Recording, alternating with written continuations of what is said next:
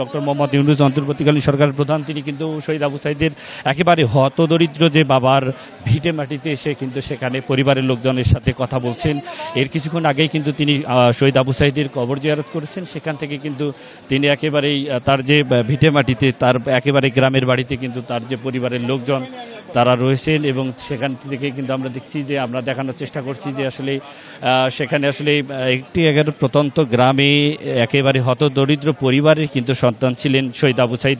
তিনি কিন্তু আসলে টিউশনি দিয়েই বেগম রোকেয়া বিশ্ববিদ্যালয়ে তিনি কিন্তু তার যে পড়ালেখা সেটা চালিয়ে গেছেন। কিন্তু এই যে তার 9 ভাই বোনের মধ্যে কিন্তু সে ছোট, এবং সে কিন্তু আসলে অনেক কষ্ট করে তার যে মেধা, অর্থাৎ এই অঞ্চলের বলা যায় যে কটি মেধাবী শিক্ষার্থীর মধ্যে কিন্তু অন্যতম আবু সাঈদ ছিল। তাকে ঘিরে কিন্তু তার বাবা মার স্বপ্ন ছিল যে সে এক সময় বিসিএস প্রশাসন বা বিসিএস ক্যাডারের যে কোনো একজন ঊর্ধ্বতন কর্মকর্তা হবে। কিন্তু তার স্বপ্ন আসলে এই কোটা সংস্কার বৈষম্য বিরোধী যে কোটা আন্দোলনে কিন্তু আসলে তার তাজা রক্ত আসলে ঢেলে দিয়ে রাজপথ রঞ্জিত করে এরপরে সারা বাংলাদেশের শিক্ষার্থীরা একেবারে কিন্তু আন্দোলনে একেবারেই নেমে পড়ে রাস্তায়। তারপরে কিন্তু সাধারণ মানুষ, সাধারণ জনতা, সব ধরনের সব পেশাজীবীর মানুষরা কিন্তু আসলে তারপরে কিন্তু একেবারে রাজপথে নেমে এরপরে কিন্তু অর্থাৎ যে আওয়ামী লীগের সরকার প্রধান ছিলেন সাবেক প্রধানমন্ত্রী শেখ হাসিনা, তিনি কিন্তু আসলে পদত্যাগ করতে বাধ্য হন। এরপরে পদত্যাগ করে কিন্তু তিনি ভারতে পালিয়ে যান, এবং এরপরে কিন্তু আসলে সারা দেশে যেমন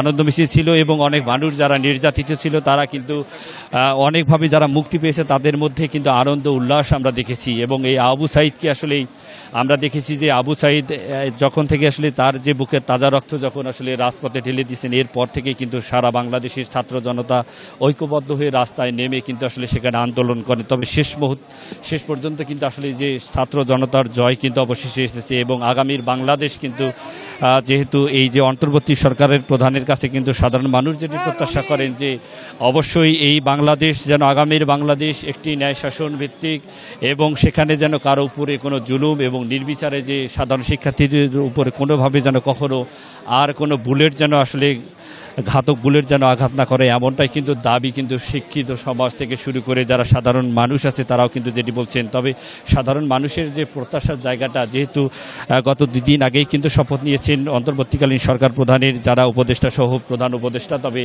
সাধারণ মানুষের যে প্রত্যাশার জায়গাটা সেটি যেন পূর্ণ হয় সেই আশাই কিন্তু আসলে রয়েছে গোটা বাংলাদেশের সাধারণ মানুষ। এবং আপনাকে জানিয়ে রাখি যে এই যে রংপুরের যেহেতু শহীদ আবু সাঈদের গ্রামের বাড়িতে রয়েছি, গ্রামের বাড়িটি যদি আপনাকে আমরা দেখানোর চেষ্টা করি যে এখানে একেবারে একটি জীর্ণ একটি মাটির ঘরে কিন্তু এই আবু সাঈদ এবং তার পরিবারের লোকজন সেখানে কোনো রকমে বসবাস করতো। এই আবু সাঈদ কিন্তু আসলে তার বাড়িতে থাকবার জায়গা না পেয়ে কিন্তু আসলে তিনি খুব কম সময় কিন্তু রংপুর বেগম রোকেয়া বিশ্ববিদ্যালয় ক্যাম্পাস থেকে কিন্তু খুব কম সময় তিনি বাড়িতে আসতেন।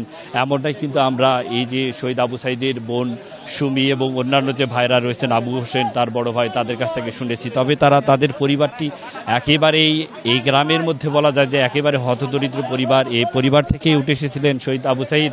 সেই আবু সাঈদের যে স্বপ্ন সেটি নিমিষেই আসলে এই কোটা সংস্কার বিরোধী আন্দোলন করতে গিয়ে কিন্তু শেষ হয়ে যায়। তবে আবু সাঈদের বাবা কিন্তু যেটি বলছেন যে আসলে আবু সাঈদ আমাদের গর্ব, আবু সাঈদ আমাদের পীরগঞ্জের গর্ব, রংপুরের গর্ব, সারা দেশের গর্ব, সারা বিশ্বের গর্ব। এই আবু সাঈদের যে দৃষ্টান্ত সেটি আসলে এই যে আবু সাঈদ যে আমাদের শিক্ষা দিয়ে গেছে, সেই আবু সাঈদের শিক্ষা কিন্তু আসলে যেটি কোনো ভার্সিটি বা যেটি কোনো বিদ্যালয়ে কোনোভাবে তার এই আত্মত্যাগ কিন্তু আসলে এটাই কোনো পড়ালেখার মাধ্যমে কিন্তু আসলে এই অর্জিত হবে না। তবে আবু সাঈদ যে ত্যাগ দেখিয়েছেন, এই ত্যাগ যেন আমরা আসলেই ত্যাগ যেন আসলেই এটি যেন আসলেই আমরা ধরে রাখতে পারি, এমনটাই কিন্তু আমরা বলতে পারি, এবং সাধারণ মানুষের প্রত্যাশা সেটি। তবে ডক্টর মোহাম্মদ ইউনূস যে অন্তর্বর্তীকালীন সরকার প্রধান, তিনি কিন্তু তার বাড়িতে তার পরিবারের লোকজন অর্থাৎ তার বাবা মা ভাই বোন যারা অন্যান্য যারা পরিবারের লোকজন আছেন তাদের সাথে তিনি কিন্তু বসে সেখানে কথা বলছেন এবং মত বিনিময় করছেন। এখান থেকেই কিন্তু এরপরেই তিনি রংপুরের উদ্দেশ্যে যাবেন। সেখানে বেগম রোকেয়া বিশ্ববিদ্যালয়ের যে শিক্ষার্থীরা রয়েছে তাদের সাথে তিনি মত বিনিময় করবেন। এরপরে সেখান থেকে কিন্তু তিনি রংপুর মেডিকেল কলেজে যাবেন। সেখানে কিন্তু যে এই বৈষম্য বিরোধী ছাত্র আন্দোলনে যারা আহত হয়েছিলেন তাদের সেখানে চিকিৎসা সেবা কী অবস্থায় রয়েছে সেটি দেখভাল করবেন। এরপরে সেখান থেকে কিন্তু তিনি সার্কিট হাউসে আসবেন। এরপরে দুপুরের খাবার শেষে কিন্তু তিনি চলে যাবেন, এমনটাই কিন্তু আমরা জেনেছি। রংপুর জেলা প্রশাসক মোবাশ্বের হাসান তিনি তেমনটাই আমাদের জানিয়েছেন। তবে এখানে আসলে এই আবু সাঈদের বাবা মা, আমরা আমরা গতকালকে আবু সাঈদের বাবা মা অন্যান্য যারা পরিবারের সদস্য রয়েছে তাদের সাথে কথা বলছি। তারা যেটি বলছেন যে তাদের এই ছেলে হত্যার ন্যায় বিচার এবং ভাই হত্যার ন্যায় বিচার কিন্তু আসলে তারা প্রত্যাশা করছেন।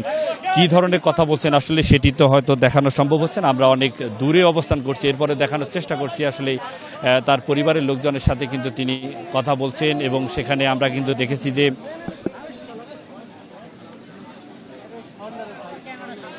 আমরা একটু দেখানোর চেষ্টা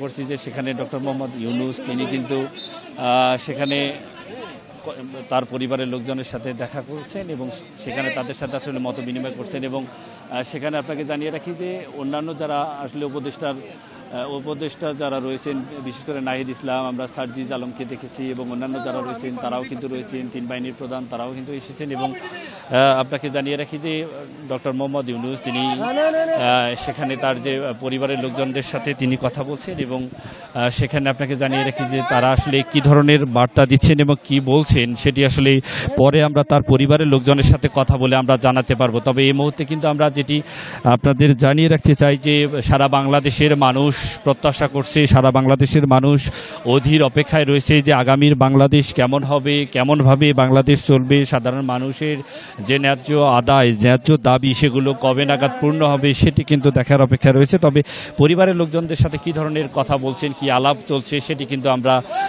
তিনি আসলে এখান থেকে যখন পরিদর্শন অর্থাৎ তার পরিবারের সাথে কথা বলার পরে যখন বের হবে তখন কিন্তু আমরা জানানোর চেষ্টা করব। তবে কি ধরনের কথা হয়েছে তার পরিবারের লোকজনের সাথে, বিশেষ করে যে আবু সাঈদের বড় ভাই রয়েছেন, তার মা রয়েছেন, বাবা রয়েছেন, তাদের সাথে কিন্তু আমরা কথা বলে তারপরে কিন্তু আমরা জানাতে পারবো।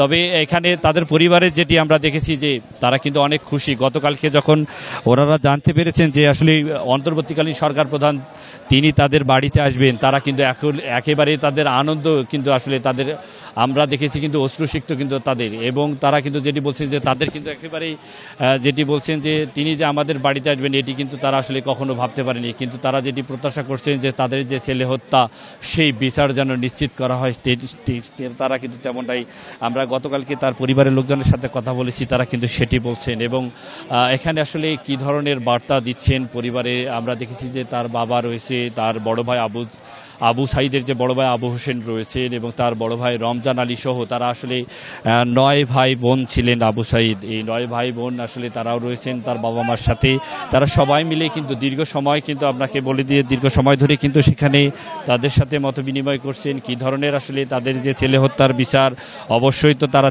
প্রার্থনা করবেন এবং সেই হত্যার বিচার হবে কিনা, এবং বাংলার মাটিতে অন্যান্য যারা এই বৈষম্য বিরোধী ছাত্র আন্দোলন করতে গিয়ে যারা নিহত হয়েছে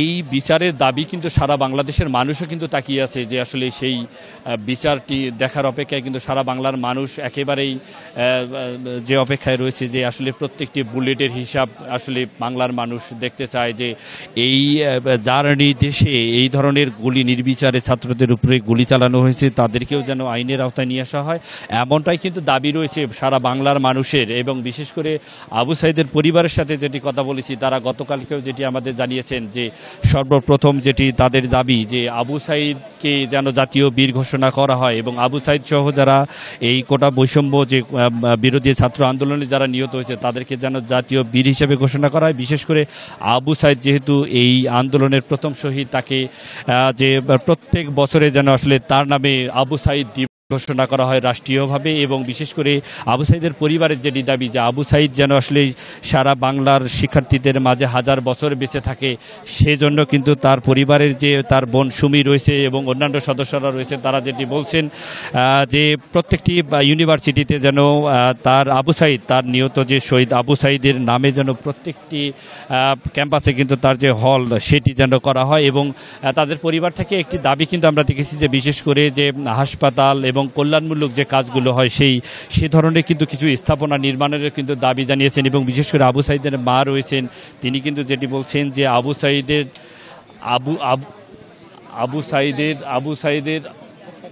সাঈদের যে পরিবারের লোকজনের যেটি দাবি, পরিবারের যে মা রয়েছে সেই মা কিন্তু যেটি বলছেন যে আবু সাইদের নামে যেন জামে মসজিদ করা হয়, এটি কিন্তু তার মায়ের দাবি এবং ভাই বোনদের যেটি দাবি আবু সাইদকে যেন সারা জীবন সাধারণ শিক্ষার্থীরা যেন মনে রাখে। সে কারণে কিন্তু সারা বাংলায় যে জায়গাগুলোতে বিশেষ করে রোড চত্বর এবং বিশেষ করে যে এবং তার পরিবারের যেটি সবচেয়ে বড় দাবি যে আসলে তার যেন কোনো ভাস্কর্য বা কোনো ধরনের যেন মূর্তি নির্মাণ না করা হয়, এটি কিন্তু একেবারে কঠোরভাবে তার পরিবারের লোকজন কিন্তু একেবারে নিষেধাজ্ঞা দিয়েছে যে কোথাও যেন আবু সাইদের কোনো একেবারে যে ভাস্কর্য সেটি যেন নির্মাণ না করা হয়নি।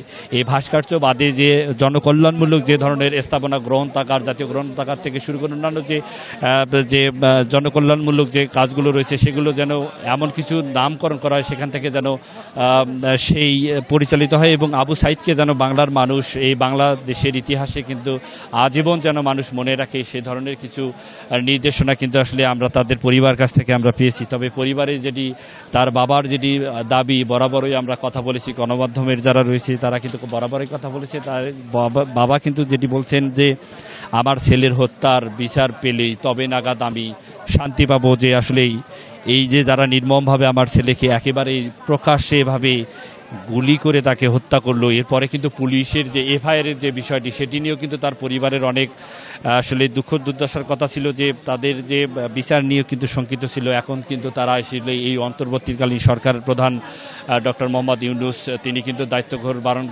দায়িত্বভার গ্রহণ করার পরে কিন্তু আসলে তার যে পরিবারের লোকজন কিন্তু যেটি আমরা কথা বলেছি তারা যেটি বলছেন এখন তার ছেলের ন্যায় বিচার, যারা হত্যা করেছে তাদের ন্যায় বিচার এই বাংলার মাটিতে হবে, এটি কিন্তু তার পরিবারের একেবারে যে সংখ্যাটা ছিল সেটি মুক্ত হয়েছে এবং ন্যায় বিচার নিশ্চিত হবে। তবে এখনও কিন্তু তিনি তার পরিবারের লোকজনের সাথে কথা বলছেন এবং সেখানে আমরা দেখেছি যে কোটা বৈষম্য বিরোধী যে ছাত্র আন্দোলনের যে অন্যতম যে সমন্বয়ক সার্জিজ আলম, নাহিদ ইসলাম থেকে শুরু করে আসিফ মাহমুদ থেকে শুরু করে অন্যান্য যারা রয়েছে তারাও কিন্তু এসেছেন। তবে তার পরিবারের লোকজন কিন্তু এই মুহূর্তে রয়েছেন এবং অন্তর্বর্তীকালীন সরকার প্রধান তিনি কিন্তু সেখানে এখনও তার বাবা মায়ের সাথে ভাই বোনদের সাথে কিন্তু কথা বলছেন এবং আবু সাইদের কী ধরনের স্বপ্ন ছিল সেগুলো শোনানোরও চেষ্টা করছেন, আমরা এতটুকু আসলে বুঝতে পেরেছি। তবে এখানে যদি জানিয়ে রাখি যে এখানে একেবারেই নিরাপত্তার চাদরে কিন্তু পুরো গ্রাম আবু সাইদের যে গ্রাম রংপুরের পীরগঞ্জ উপজেলার বাবনপুরে কিন্তু আমরা দেখেছি যে আবু সাইদের পুরো গ্রাম কিন্তু নিরাপত্তার চাদরে কিন্তু ঢেকে রাখা হয়েছে। সেখানে কিন্তু সেনাবাহিনী, বিজিবি থেকে শুরু করে সব আইনশৃঙ্খলা রক্ষাকারী বাহিনীর সদস্যরা কিন্তু তারা একেবারেই তৎপর রয়েছে যাতে করে কোনো ধরনের অপ্রীতিকর কোনো ঘটনা না ঘটে, তারা কিন্তু একেবারেই তৎপর রয়েছে। বিশেষ করে এখানে কিন্তু আমরা দেখেছি যে অনেক গণমাধ্যম কর্মীরা কিন্তু তারা এসেছেন এবং সেখানে নির্দিষ্ট একটি স্থান থেকে কিন্তু কোনো রকমে কিন্তু আসলে আমরা তার পরিবারের যে সাথে কথা বলছি সেটি কিন্তু দেখানোর চেষ্টা করছি এবং কি ধরনের কথা বলছেন সেটি কিন্তু আসলে যে অন্তর্বর্তীকালীন সরকার প্রধান তিনি কিন্তু আসলে এখান থেকে বের হওয়ার পরে যদি সংবাদকর্মীদের সাথে কোনো মত বিনিময় করে সেখানে কিন্তু আমরা জানতে পারবো যে আসলে কি ধরনের এই পরিবারের পাশে থাকা বা আরও যারা এই কোটা সংস্কার বিরোধী আন্দোলনে নিহত হয়েছেন তাদের পাশে কতটুকু থাকা যাবে, সেটি আসলে কি ধরনের বার্তা দেবেন, আগামীর বাংলাদেশ কেমন গড়বেন সেটি কিন্তু আমরা এরপরে কিন্তু যখন পরিদর্শন শেষ করে যখন বের হবেন তখন কিন্তু আমরা জানাতে পারবো। তবে এখনও কিন্তু তিনি অবস্থান করছেন এবং সেখানে আমরা দেখেছি যে তার পরিবারের লোকজনের সাথে একেবারেই গ্রামের পরিবেশে আসলে একজন অন্তর্বর্তীকালীন সরকার প্রধান এই যে নিহত আবু সাইদের গ্রামের বাড়িতে আসবেন সেটি কিন্তু আসলে এই গ্রামের আশপাশের মানুষ, পুরো উপজেলার মানুষ কিন্তু আসলে তাকে দেখার অপেক্ষায় কিন্তু আমরা রাস্তায়ও অবস্থান করতে দেখেছি। এই গ্রামেও কিন্তু যেহেতু নিরাপত্তার চাদরে রেখে রাখা হয়েছে এই কারণে কিন্তু সাধারণ মানুষের যেহেতু উপস্থিতি নেই এই কারণে সাধারণ মানুষ কিন্তু সেখানে আসলে আসতে কিন্তু তেমন বাধা রয়েছে, এই কারণে কিন্তু তারা আসতে পারছে না। এই কারণে কিন্তু আমরা দেখেছি যে সেখানে কোনো রকমই গণমাধ্যম কর্মীরা এবং অন্যান্য যারা দায়িত্বশীলরা যারা রয়েছে তারা কিন্তু রয়েছেন এবং সেখানে সরকার প্রধান তিনি কিন্তু এখানে কিন্তু আবু সাইদের পরিবারকে জাতীয় বাংলাদেশ অর্থাৎ দ্বিতীয় যে স্বাধীনতা আমরা দেখাতে চেষ্টা করছি যে দ্বিতীয় স্বাধীনতা যেটি বাংলাদেশের মানুষ বলছে সেই দ্বিতীয় স্বাধীনতা দেশের বিজয়ের পতাকা সেটি কিন্তু মেলে ধরছেন অন্তর্বর্তীকালীন সরকার প্রধান তিনি কিন্তু সেখানে এই জাতীয় পতাকা কিন্তু তিনি তুলে ধরছেন এবং সেটি কিন্তু পরিবারের লোকজনও কিন্তু আমরা দেখেছি যে পরিবারের লোকজন সেটি কিন্তু সেখানে তার পতাকার সামনে কিন্তু তারা অবস্থান করছেন এবং সেখানে ডক্টর মোহাম্মদ ইউনূস তিনি কিন্তু উঠে দাঁড়ালেন এবং জাতীয় পতাকায় যে দ্বিতীয় স্বাধীনতা দেশের সেটি কিন্তু আসলে উপহার দিচ্ছেন এমনটা কিন্তু বোঝা যাচ্ছে। আমরা আসলে অনেক দূরে রয়েছি এবং পতাকার সামনেই রয়েছে তার বাবা রয়েছে, তার ভাই রয়েছে এবং অন্যান্য পরিবারের যারা সদস্য তারাও কিন্তু রয়েছে এবং সেখানে কিন্তু অন্তর্বর্তীকালীন সরকার প্রধান যে ডক্টর মোহাম্মদ ইউনূস তিনি কিন্তু সেখানে জাতীয় পতাকা মেলে ধরছেন। এখান থেকে আসলে বোঝা যায় যে স্বাধীন বাংলাদেশে আবার কিন্তু দ্বিতীয় যে স্বাধীনতার স্বাদ সেটি কিন্তু বাংলার মানুষ পেয়েছে, সেটি কিন্তু তিনি হয়তোবা এই ইঙ্গিত কিন্তু তিনি দিচ্ছেন এবং সেটি কিন্তু বোঝানোর চেষ্টা করছেন। তার সাথে কিন্তু অন্যান্য যে উপদেষ্টারা রয়েছেন তারাও কিন্তু রয়েছেন এবং বিশেষ করে তিন বাহিনীর প্রধান তারাও কিন্তু রয়েছেন এবং অন্যান্য যে উচ্চ পদস্থ কর্মকর্তারা তারাও কিন্তু রয়েছেন সেখানে তার সাথে। তবে সেখানে আসলে কি ধরনের কথা চলছে, পরিবারের সাথে কি ধরনের কথা হয়েছে সেগুলো কিন্তু আমরা আরও পরে জানাতে পারবো পরিবারের লোকজনদের সাথে কথা বলে। এরপরে আসলে যখন সরকার প্রধান তিনি যখন এখান থেকে বের হবেন পরিদর্শন শেষে আমরাও কিন্তু জানানোর চেষ্টা করব, তার সাথে কথা বলবার চেষ্টা করব যে কি ধরনের কথা হয়েছে, আগামীর বাংলাদেশ কি ধরনের বাংলাদেশ গড়বেন, কেমন বাংলাদেশের স্বপ্ন দেখেন। আগামী তো প্রজন্ম অর্থাৎ তরুণ প্রজন্মরাই কিন্তু কাঁধে নিয়েছে বাংলাদেশ গড়ার। যেহেতু এই রাজনীতি সংকটময় সময় আমরা দেখেছি সাধারণ শিক্ষার্থীরা ট্রাফিক থেকে শুরু করে সব জায়গাতেই কিন্তু সাধারণ শিক্ষার্থীরাই কিন্তু তাদের যে বাংলাদেশ নতুন বাংলাদেশ গড়ার যে প্রত্যয় নিয়ে তারা কিন্তু মাঠে কাজ করে যাচ্ছেন। আমরা সেখানে দেখেছি যে ট্রাফিকের দায়িত্বেও কিন্তু শিক্ষার্থীরা রয়েছে, সেখানে বাজার মনিটরিং করছে যাতে করে সাধারণ মানুষ যাতে করে বাজারে কোনো ধরনের ভোগান্তি পোহাতে না হয়, তারা কিন্তু বাজারও দেখভাল করছেন। আগামীর বাংলাদেশ যেহেতু তরুণরা তার সাথে রয়েছে, তরুণদের কাছ থেকে কি ধরনের বার্তা নিয়ে আগামীর বাংলাদেশ গড়বেন, ন্যায় শাসন প্রতিষ্ঠা করবেন, অন্যায় অনিয়ম দুর্নীতি যে বাংলাদেশ একেবারে ছেয়ে গেছিল সেটি থেকে বাংলাদেশকে মুক্তি দেবেন, সেটি কিন্তু আসলে দেখার অপেক্ষায় রয়েছে পুরো বাংলাদেশ, পুরো বিশ্ব। বিশেষ করে যারা বাংলাদেশের প্রবাসীরা যারা বিভিন্ন দেশে অবস্থান করছেন তারাও কিন্তু চেয়ে রয়েছেন যে আগামীর বাংলাদেশ কেমন হবে, সেটি কিন্তু এই সরকার প্রধানের কাছে অনেকটাই প্রত্যাশা করে আছেন সবাই। তবে এখানে আপনাদের আরেকটি জানিয়ে রাখি যে দর্শক, আপনারা যেটি দেখছেন যে আমরা এই মুহূর্তে রয়েছি রংপুরের পীরগঞ্জের বাবুনপুরে, যেখানে গত 16 জুলাই রংপুর বেগম রোকেয়া বিশ্ববিদ্যালয়ের মেধাবী শিক্ষার্থী আবু সাইদ তিনি কিন্তু বৈষম্য যে কোটা বিরোধী আন্দোলন, পরে কিন্তু বৈষম্য ছাত্র আন্দোলন, এরপরে কিন্তু গণ অভ্যুত্থানের যে ঘটনা ঘটে সেটি কিন্তু এই নিহত আবু সাইদের মৃত্যুকে ঘিরেই কিন্তু সারা বাংলাদেশ উত্তাল হয়েছিল। এই আবু সাইদের মৃত্যু কিন্তু আসলে কেউ মানতে পারেনি, কারণ যেভাবে বুক পেতিয়ে দিয়েছিল এই বাংলাদেশ দ্বিতীয় যে স্বাধীনতার স্বাদ আসলে আবু সাইদের মৃত্যুর মধ্য দিয়ে তার রক্তের বিনিময়ে কিন্তু অর্জিত হয়েছে। এরপরে ছাত্র জনতা সাধারণ মানুষ কিন্তু আমরা দেখেছি রাজপথে কিন্তু তাদের আন্দোলন করতে, তাদের আন্দোলন কিন্তু বেথা যায়নি, শেষ পর্যন্ত সরকার প্রধানকে পদত্যাগ করতে বাধ্য করেন। এরপরে কিন্তু সেখান থেকে কিন্তু আসলে পদত্যাগ করার পরে কিন্তু তিনি ভারতে চলে যান। এরপরে সারা বাংলাদেশের অনেক বিশেষ করে বিভিন্ন যারা দলের অনেক নেতাকর্মীরা যারা আসলে অসন্তুষ্ট ছিল তার পরিবারের লোকজনের সাথে কিন্তু সেখানে আমরা দেখেছি যে জাতীয় পতাকা কিন্তু সেখানে ওড়ানো হচ্ছে এবং সেখানে কিন্তু তার অবস্থান করছেন তার একেবারে তার ভিটে মাটিতে, তার বাড়ির আঙ্গিনায় এবং তার বাড়ির যদি দৃশ্যটা একটু দেখাতে চাই যে তার বাড়ির দৃশ্যটা কিন্তু একেবারেই যে মাটির, একেবারেই যে জন্মশূন্য একটি মাটির ঘরে কিন্তু আসলে আবু সাইদ বসবাস করত এবং সেখানে কিন্তু কোনো রকমই তার যে জীবনযাপন তার বাবা মা সেটি কিন্তু সেইভাবে কিন্তু করতো। তাকে যে পড়ালেখা সেভাবে মেসে রাখবে, বিভিন্নভাবে যে পড়ালেখা করাবে সেটি কিন্তু পারবে না। এরপরে কিন্তু আপনাকে জানিয়ে রাখি যে এখন কিন্তু ডক্টর মোহাম্মদ ইউনূস তিনি কিন্তু সেখান থেকে বের হচ্ছেন। আমরা কিন্তু সেটিকে আসলে দেখানোর চেষ্টা করব। আমরা যদি উনি আসলে পরিদর্শন শেষে এখানে ব্রিফ করেন আমরা চেষ্টা করব যে আসলে সেখানে আসলে কি ধরনের কথা বলবেন সেটি কিন্তু আমরা জানানোর চেষ্টা করব। তবে সে পর্যন্ত আমাদের সাথে থাকবেন। আমরা আসলে দেখানোর চেষ্টা করব যে যে অন্তর্বর্তীকালীন সরকার প্রধান তিনি যদি সাংবাদিকদের সাথে মত বিনিময় করেন আমরা কিন্তু সেটি দেখানোর চেষ্টা করব এবং সেখানে আপনাকে জানিয়ে রাখি যে তিনি আসলে এরপরে এখান থেকে পরিদর্শন শেষে কিন্তু তিনি রংপুরের উদ্দেশ্যে যাবেন। সেখানে বেগম রোকেয়া বিশ্ববিদ্যালয়ে তিনি সেখানে যে বৈষম্য বিরোধী ছাত্র আন্দোলনের যারা সমন্বয়ক ছিলেন এবং অন্যান্য যে সাধারণ শিক্ষার্থীরা ছিলেন তারা কিন্তু সেখানে এই যে অন্তর্বর্তীকালীন সরকার প্রধানের সাথে কিন্তু তারা মত বিনিময় করবেন, এমনটাই কিন্তু আমরা তথ্য পেয়েছি। এরপরে যে তিনি রংপুর মেডিকেল কলেজ হাসপাতালে যাবেন, সেখানে যারা আহত হয়েছেন তাদের কিন্তু তিনি দেখভাল করবেন এবং সেখান থেকে কিন্তু তিনি তার যে বিশেষ করে রংপুর যে সার্কিট হাউসে কিন্তু তিনি অবস্থান করবেন, সেখান থেকে কিন্তু তিনি ঢাকার উদ্দেশ্যে রওনা করবেন। তবে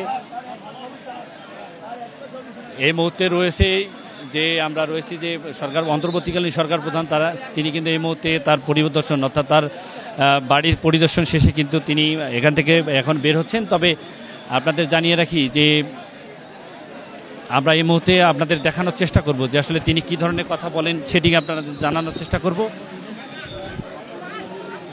এবং তিনি কিন্তু আবু সাইদের কবরের একেবারে পাশে, অর্থাৎ আবু সাইদের কবরের একেবারেই কিন্তু তার যে যে যে বলা যায় যে বেড়ি, সেটি কিন্তু ধরে তিনি কিন্তু আসলে নীরবতা পালন করছেন। এবং সাধারণ মানুষ কিন্তু আসলেই তার সাথেও কিন্তু অনেক, অর্থাৎ যে বৈষম্য বিরোধী ছাত্র আন্দোলনের অনেক নেতাকর্মীরাও কিন্তু তার সাথে রয়েছে। আমরা দেখেছি যে সমন্বয়কারীরা, বিশেষ করে সার্জিজ আলম সহ অন্যান্য যারা রয়েছে,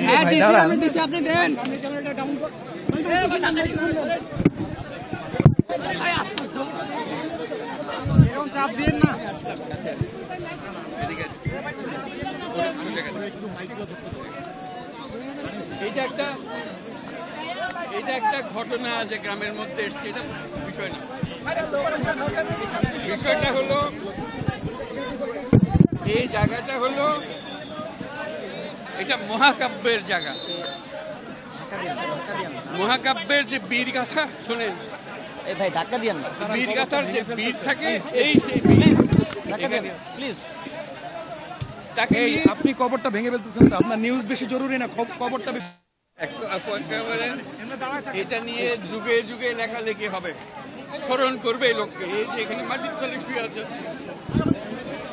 সে সারা জাতির জন্য, ন্যায়ের জন্য, মুক্তির জন্য বুক খুলে দাঁড়িয়েছে। ছবি দেখলে বিশ্বাস করা যায় না, একটা মানুষ, একটা ছেলে বন্দুকের সামনে হাত উঠাইয়া দাঁড়াইয়া আছে।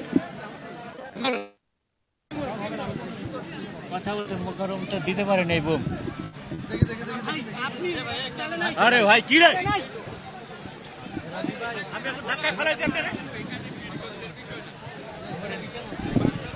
দেখতেছেন না আমি আছি।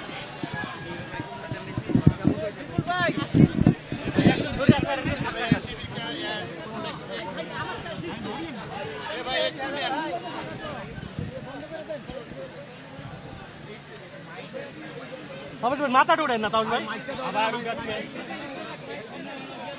মাথা নামাই ভাই, ভাই একটু বামে চাপেন তো, একটু বামে চাপেন।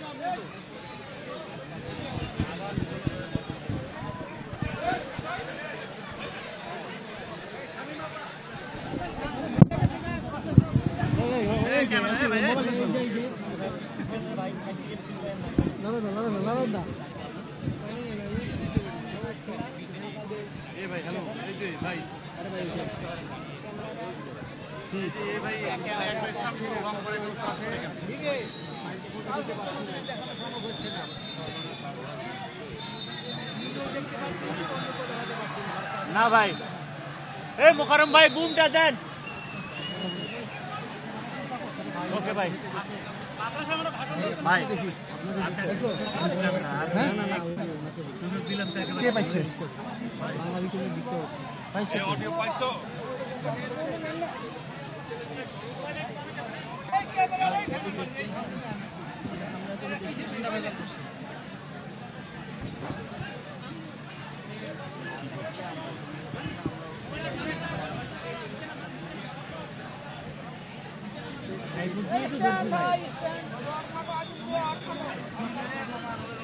এখন সবাই নীরব।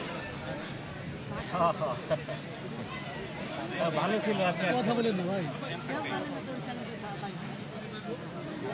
ভাই তখনকার পরিস্থিতিটা খুব খারাপ ছিল।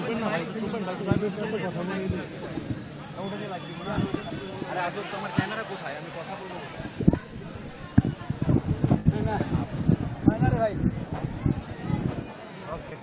পুরো বাসটা খাইলাম, এখানে আসি কয়েকজন দিয়ে গেল। এটা কিভাবে এখন হবে? মাইক্রোফোন আসে ওইদিকে না, এই বাইকটা তো আমি আর ভালো দিতে দেবো না, বুঝলাম না তো। এখানে আমার ভাই দেখছেন, ধরছি গাটা লাগিয়ে দিচ্ছেন, কাঁপতেছে না।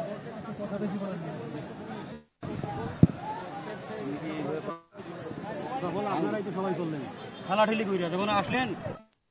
করতে হবে, তাদের বোনদের রক্ষা করতে হবে, তাদের ছেলে ভাইদের রক্ষা করতে হবে, সবাই মিলে করে। এটা এক বাংলাদেশ, দুই বাংলাদেশ নেই এখানে, এটা আবু সাঈদের বাংলাদেশ।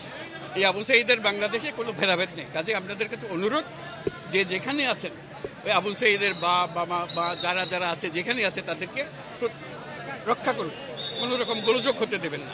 আজকে যে আসলাম এখানে, এটা স্মরণ করেন, আমরা যাতে এটা বাস্তবায়ন করতে পারি। আপনাদেরকে সবাইকে সালাম জানাবো। আসসালামু আলাইকুম। আপনাকে জানিয়ে রাখি যে আসলে যেহেতু আমরা চেষ্টা করেছি যে রংপুরের বীরগঞ্জ থেকে অবস্থায় নিহত অবস্থায় পরিবারের পাশে আমরা এখানে পরিবারের লোকজনের সাথে কথা বলেছি, রংপুরের উদ্দেশ্যে কিন্তু রওনা করছি এবং বেগমপুর বিশ্ববিদ্যালয় যিনি কিন্তু সেখানে যারা শিক্ষার্থী ছিলেন তাদের আমার একটা কথা বলে কিন্তু সেখান থেকে কিন্তু তিনি আসলে এরপরে রংপুর মেডিকেল কলেজ হাসপাতালে তবে সেখানে কিন্তু তিনি যে আহত হয়েছেন তাদের